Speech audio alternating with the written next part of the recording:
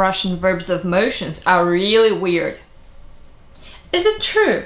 It's Anastasia here, and let's find out together.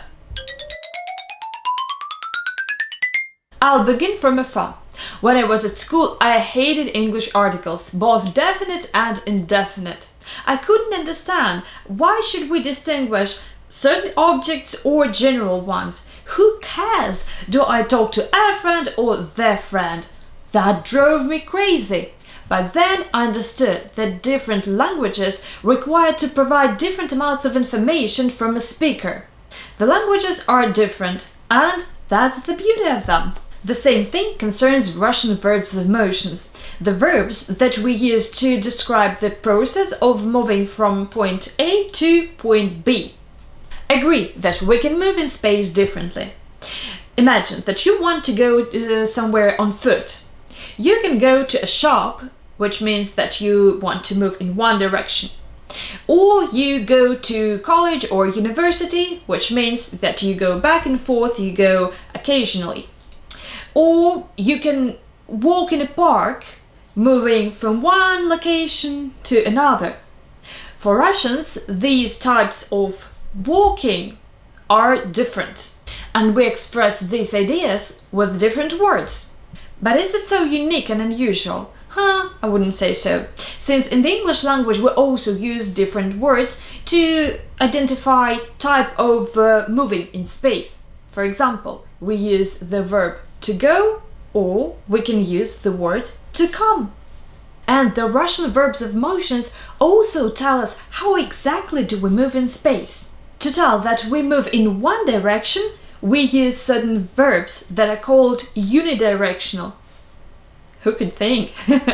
And to say that we move in more than one direction, for example, when we go back and forth or when we move from one location to another, we use another type of verbs that are called multidirectional. Let's compare the following examples. Ура! Мы скоро летим в Москву. Hooray! We're flying to Moscow soon! Yay! In this sentence, we emphasize that we have a final point, Moscow, and we're happy about that. So the verb летим is unidirectional. У него бизнес в России. Он летает в Москву каждый месяц. In this sentence, we mean to say that a businessman takes flights occasionally from time to time. He goes to Moscow and returns. He goes back and forth, back and forth. So the verb летает is multidirectional. Or let's compare this. Я несу ее рюкзак в класс. I'm bringing her backpack to the classroom. The classroom is our final destination, so the verb несу is unidirectional. Я ношу ее рюкзак целый день. I'm bringing her backpack all day long. Here, our destination is not specified. The speaker is bringing her backpack everywhere, which means in more than one direction, and the verb ношу is multidirectional. One more example. Не могу говорить. Я бегу домой. I can't speak. I'm running home. As you can already guess, we have a final point. Домой, home, which means that the verb бегу is unidirectional. We have this destination and we run towards it. Хватит бегать в доме. Stop running in the house.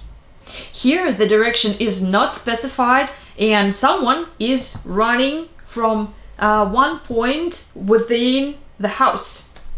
So the verb бегать is multidirectional. In this video, I intentionally skipped the most popular verb of motion to go because it's a little more to add there, and we'll discuss it in my further video. By now, I'm offering you to check your ability to distinguish unidirectional and multidirectional verbs. It's very easy to do, so just do the tasks from the free PDF worksheet that I attached right below the video. If you have further questions about unidirectional and multidirectional verbs, you're very welcome to ask them in the comments below. And as usual, I invite you to become my students and see you later in the next videos. Пока-пока!